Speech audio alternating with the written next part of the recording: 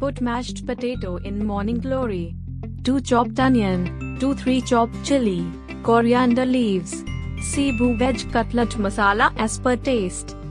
Salt to taste. Mix it well. Make a mixture.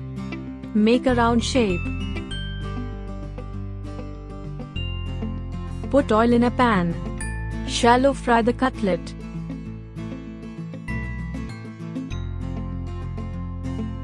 Sprinkle Sibu chaat masala.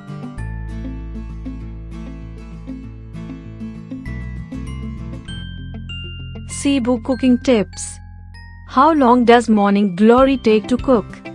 Morning glory has rich vitamins and antioxidants which are good for health. Easy to prepare, require only a few ingredients, and is ready in less than 15 minutes. It can be served not only as a side dish but also as a main dish over cooked rice.